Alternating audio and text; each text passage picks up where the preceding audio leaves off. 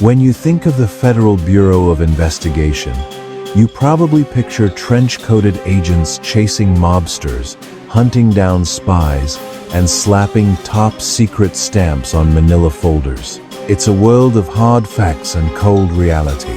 So what on earth were they doing with a file on Bigfoot? No, that's not a joke. And it's not a conspiracy theory. The FBI has an official declassified file on the legendary creature known as Sasquatch. For a brief and utterly fascinating moment in the 1970s, the nation's top law enforcement agency got drawn into one of the most enduring mysteries of our time. They wrote letters to monster hunters, accepted physical evidence, and ran lab tests, all in the name of scientific inquiry. These are the recently declassified documents that prove it. We're about to walk through the official correspondence that forced the FBI's hand. We'll uncover the story of the one man who actually convinced the Bureau to take him seriously. And we will reveal exactly what their laboratory discovered when they analyzed a sample of alleged Bigfoot hair. Our story kicks off in the mid-1970s, a peak time for fascination with all things unknown. The legend of Bigfoot, a giant, ape-like creature said to roam the forests of the Pacific Northwest, was a staple of American campfire stories. But for one man, this was no mere folk tale. His name was Peter Byrne. Born in Ireland in 1925, Peter Byrne was a former big-game hunter who had spent years in Nepal searching for another famous cryptid, the Yeti. He was an old-school explorer, a man of action and boundless curiosity. By the 70s, he'd settled in the Dalles, Oregon, and was running an organization called the Bigfoot Information Center and Exhibition. Byrne wasn't just chasing shadows. He was a serious researcher who approached the topic with a motto: when in doubt, throw it out. He would dedicate his life to sifting fact from fiction, a quest he continued until his death in 2023 at the age of 97. On the 26th of August 1976, Byrne did something incredibly audacious. He wrote a letter directly to the FBI. Rumors were swirling that the FBI had, at some point, secretly tested hair samples and found they belonged to an unknown primate. Byrne wanted to set the record straight.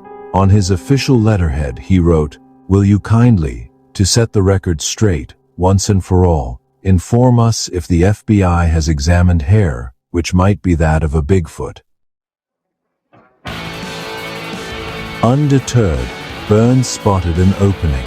If the FBI hadn't tested a sample before, maybe they'd be willing to test a new one. Later that year, he got his chance. After a reported sighting in the Pacific Northwest, U.S., Forest Service employees found a cluster of about 15 unusual hairs stuck to a small piece of skin. Byrne noted this was a rare find, writing that this new sample was the first that we have obtained in 6 years, which we feel may be of importance. He fired off another letter to the FBI, this time with a direct request. Would they analyze these hairs? This was a long shot.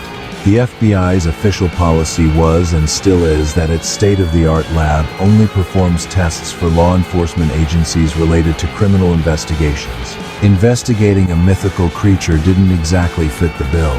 The FBI's initial reply repeated this policy. But something was happening in the background. The media had caught wind of Byrne's efforts and the Bigfoot craze. Major newspapers were publishing articles about the sightings and Byrne's quest for government help. Suddenly, the story wasn't just a quirky side note, it was gaining real traction.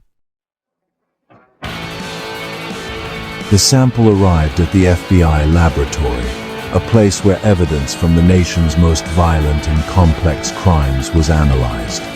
And now, nestled among evidence from mob hits and bank robberies, was a small envelope holding the hopes of Bigfoot believers everywhere. The man in charge, J. Cochran Jr., gave his lab the green light. The examination was handled by the Scientific and Technical Services Division, which used the same proven methods they'd use in any criminal case. This wasn't a quick glance. It was a formal scientific analysis. Lab technicians used techniques like transmitted and incident light microscopy to study the fundamental structure of the hairs in minute detail. They examined everything from the root structure to the thickness and surface patterns of the hair shafts. Each of these traits provides a unique fingerprint for a hair's origin. Crucially, the FBI scientists performed direct comparisons. They placed the mystery hairs side by side with known hair samples from their vast library of animal species.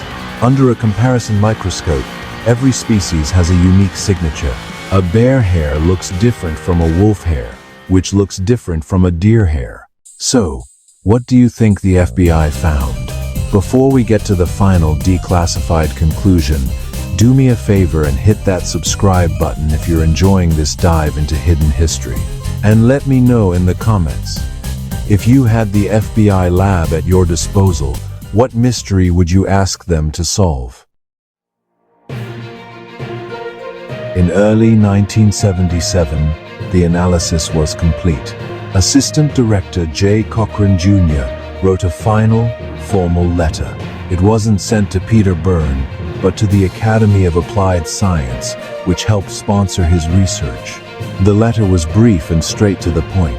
Cochran detailed the methods they used: light microscopy, studying morphological characteristics, and direct comparison with hairs of known origin. Then came the final sentence, the official conclusion that would be entered into the FBI's file. He wrote, "It was concluded as a result of these examinations that the hairs are of deer family origin.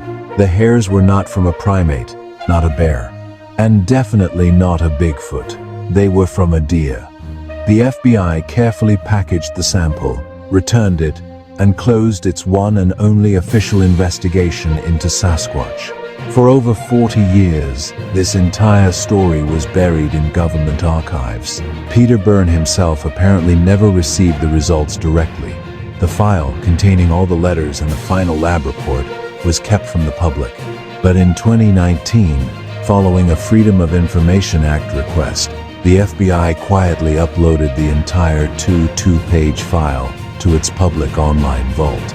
The release on the 5th of June 2019 caused a media sensation. After 4 decades of silence, the public could finally see the proof for themselves.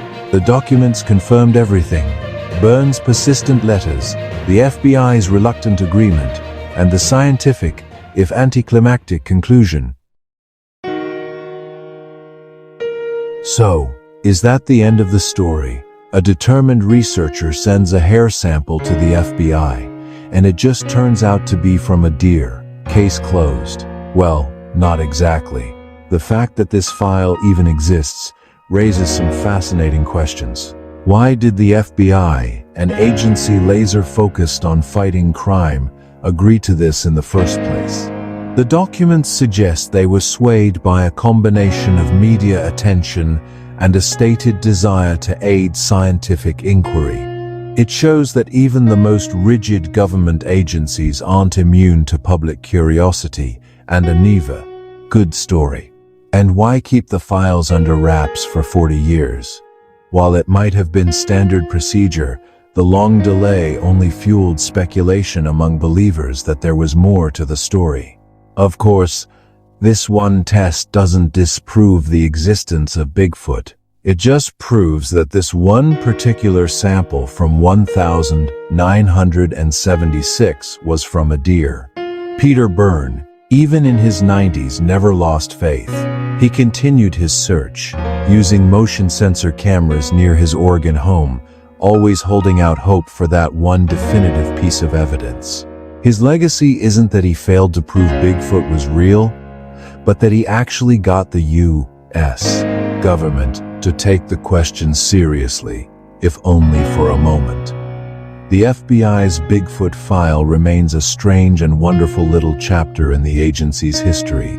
It's a testament to one person's unstoppable persistence and a reminder that in the vast, wild corners of the world, some mysteries are so powerful they can capture our imagination and even end up in a file folder in Washington, D.C. The truth is still out there. The real question is, where will we look for it next?